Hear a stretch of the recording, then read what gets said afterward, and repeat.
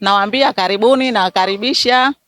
Kizimkazi ni yetu sote wa Tanzania. Kwa hiyo karibuni sana, tumehamasika sana, tuje tutie hamasa zaidi kuliko miaka yote. Maandalizi tutasema yote tayari zishaandaliwa, sehemu za kukaa wageni, zishaandaliwa sehemu za kukaa wananchi wote.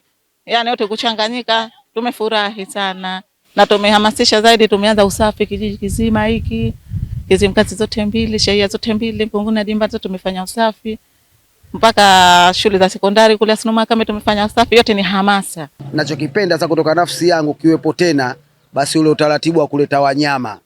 Unajua sisi huku sana mambo ya chui, tembo, sijui simba, swala, sisi huku hakuna. Sasa tukiona viburudisho kama vile, kwa ukweli mimi hilo jambo nilifurahia nalo sana, na naomba yawepo hasa mambo ya wanyama wale tupate kwenda kuangalia. Maana tunakwenda na unakuwa mtoko, tunakwenda na watoto wetu, wake zetu, family tena. Kwa maana hiyo wanakuwa wanajionea vitu kama vile, mwingine tangu azaliwe hajapata kuona mambo kama yale. Kwa maana inakuwa mtoko mmoja hapo mzuri sana.